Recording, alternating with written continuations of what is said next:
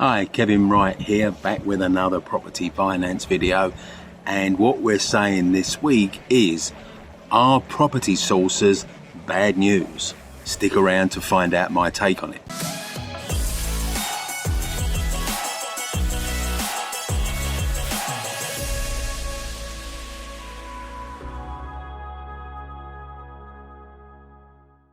Now, property sources, if you read some of the things that I read, they get a bit of a bad rap, don't they? But is it deserved? Let's drill down and examine that this week.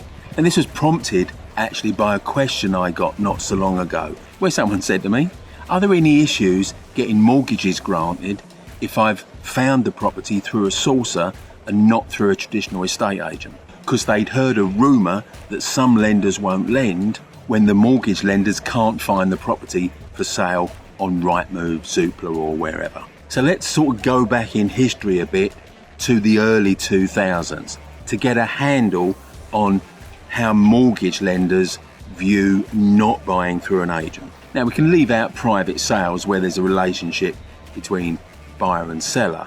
So for example, if they're related or something like that. Now back in the early 2000s, there were a few of these mortgage clubs.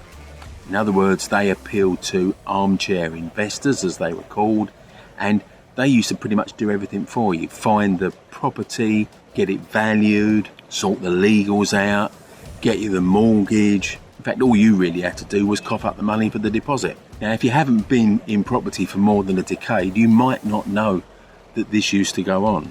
And you might be thinking, well, how does that affect lenders? And here's what happened. So, leading up to the credit crunch in 2008, 2009, some of these property clubs turned out to be pretty dodgy, even though it wasn't known to be quite as dodgy as it was at the time. This only became apparent afterwards.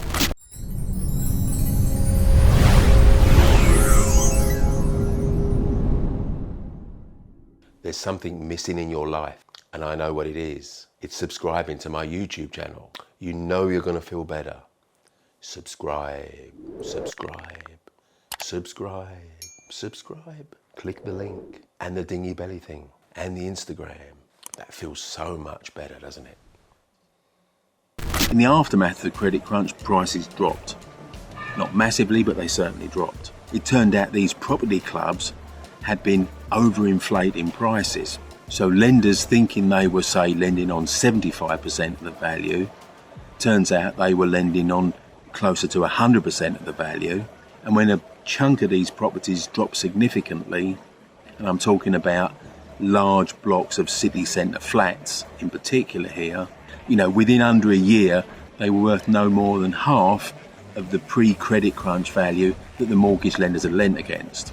So investors lost a lot of money because they lost all their deposits, but more than that, lenders lost a lot of money because even chucking them into auction, they couldn't get back what they'd lent. Now, when lenders lose money on a scale, they tend to have long memories. So lenders tend not to distinguish between those property clubs that were around in a way that they're not really around now, before the credit crunch, and sources. So they don't really distinguish between the two. And when they see a property's come from a private sourcer, the old danger signals start going off. Now, here's the thing with mortgage lenders. They trust the normal, but they distrust the abnormal. Now, what's normal is that almost every property that's submitted to them for a mortgage has been sold through an estate agent. So they're quite comfortable with that because they trust the normal. So when they get an application and it hasn't come from an estate agent, they already start to get nervous because it's abnormal. So what's the bottom line here? Well, the bottom line is you probably are not going to have a full complement of lenders to choose from when you buy a deal through a sourcer. And you've heard me say this before, mortgage underwriting is an exercise in risk mitigation, and the lenders with the cheapest rates mitigate the most risk. You may well find yourself cut adrift from the cheapest rates in the market when you use a sourcer. Now, what you should definitely do is to use a fully compliant sourcer. So there are a number of things that sourcers need to do to be compliant. They need to register with a property ombudsman. They need to be verified by HMRC for money laundering. They need to have professional indemnity insurance. They need to have clearly defined terms of business, and they need an in-house complaints procedure. Now that's not an exhaustive list, but it's some of the main ones.